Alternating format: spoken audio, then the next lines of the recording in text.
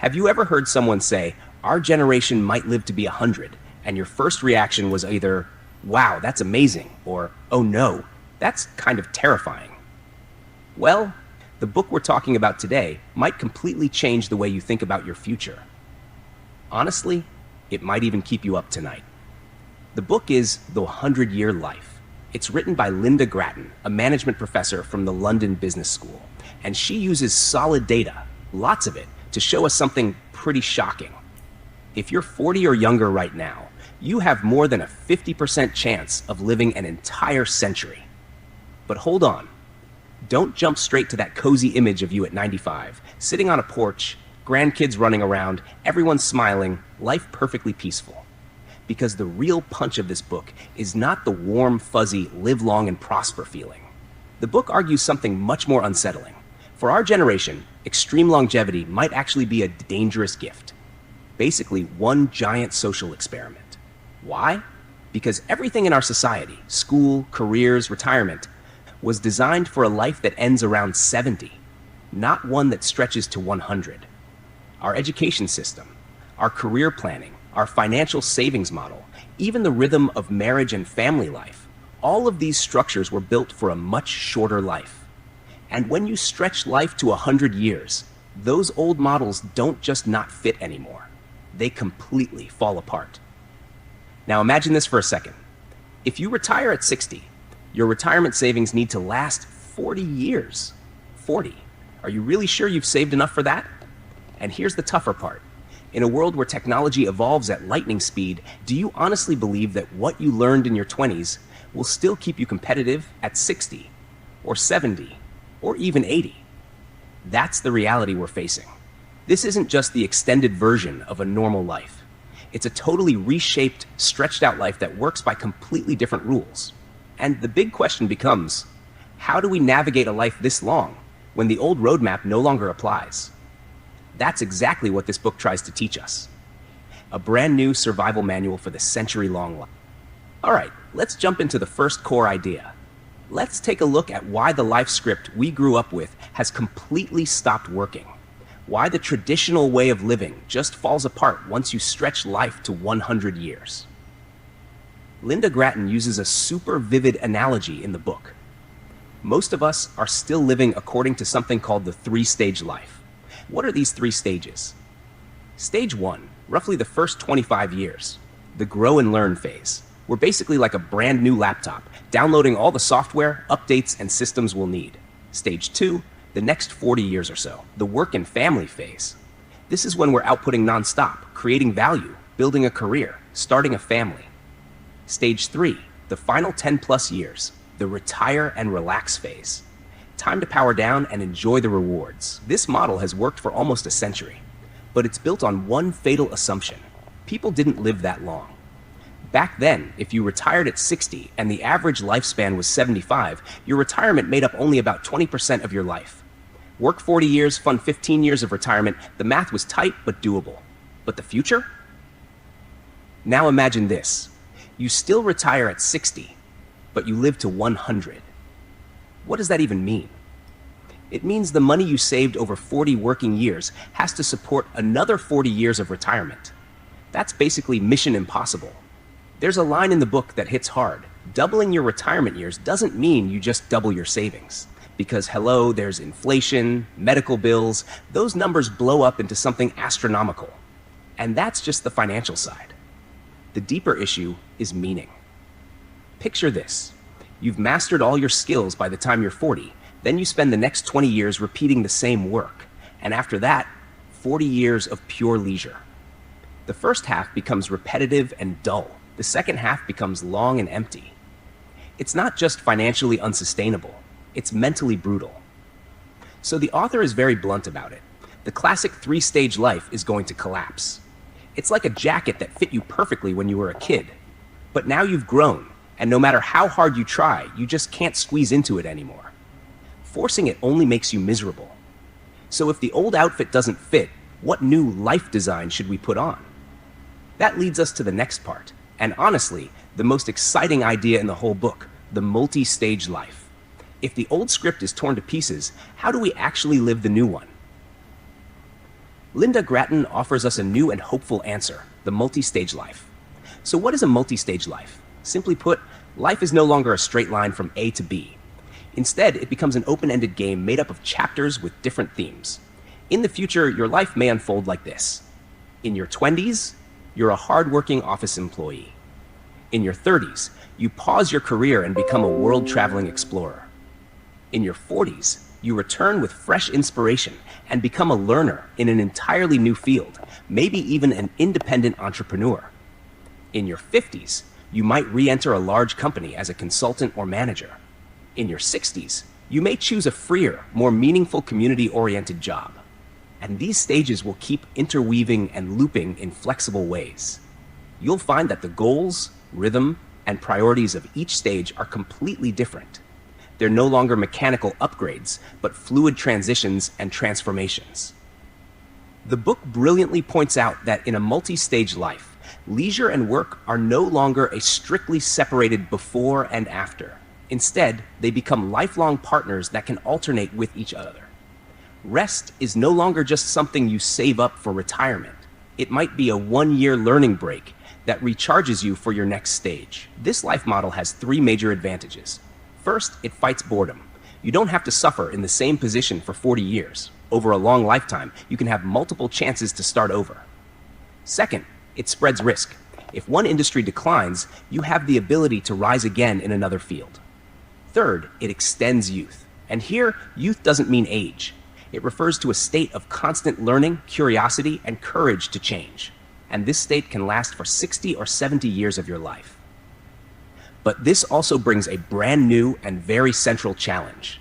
How do you make a smooth transition from one life stage to another? This isn't something you can pull off with a moment of impulse. You need to prepare in advance and accumulate a kind of capital that is even more important than money. And that leads us to the core of a 100-year life. Get ready to invest in your intangible assets. The multi-stage life gives us a blueprint of freedom. But what powers those transitions? If all you think about is saving money, your 100-year life will likely break down halfway. Lynda Gratton offers a revolutionary idea in the book. Financial planning is only a small slice of preparing for longevity. What truly determines your quality of life and your ability to transform yourself are these three kinds of intangible assets. You can't see them or touch them, yet they form the foundation of your entire life structure. The first type is called productive assets. As the name suggests, these are the abilities that allow you to create value and increase your income. They include not only your professional skills, but also your knowledge base, your ability to collaborate, and your personal reputation. In the future, you will need to manage your skill set the same way you manage an investment portfolio, continuously and dynamically. The book reminds us that when your working years stretch to 40 or 50 years, your skills will inevitably become outdated. Creation and reinvestment will become essential. So continuous learning is no longer a bonus. It is a compulsory survival skill. The second kind of intangible asset, incredibly important yet often overlooked, is called vitality assets. This is the total sum of your physical health, mental well-being, and emotional energy. It includes three dimensions. First, your health, the foundation of everything. Second, positive relationships, such as steady friendships and close family bonds. And finally, your psychological energy, whether you can stay curious and withstand stress. Without abundant vitality assets, you simply cannot run the long marathon of a multi-stage life. This is precisely the hidden danger many people create for themselves when they chase money relentlessly and ignore their health and family. The third type is the most forward-looking: transformation assets. These are the abilities that allow you to actively open a new chapter in your life. They consist of two things. The first is a clear understanding of yourself, knowing what you enjoy, what you're good at, and what you value. The second is a diverse and open social network. The people you know cannot be limited to those in your own industry. You need friends across different fields. They are your window and your bridge to new worlds. Gratton puts it well. The biggest obstacle to transformation is usually not a lack of new skills, but a lack of self-understanding and an overly homogeneous social circle. So if you want to plan for a 100-year life, start now by building your intangible asset account. Regularly ask yourself, have my skills been updated? Is my body and mind healthy? Has my social circle gained any new colors? So then, while we're accumulating these assets, what changes will happen to our daily lives, our schedules, our family structures, and our marriages? Once we have a blueprint for a multi-stage life and we know we must build intangible assets, the most practical question appears. How will this century-long new life reshape our day-to-day living and our most genuine relationships? The book's analysis is incredibly sharp, and the impact it describes is truly transformative. Let's look at it from two angles. First, the nature of time has changed. In the traditional three-stage life, time was like a savings account. You deposited a lot of work when you were young and withdrew leisure all at once after retirement.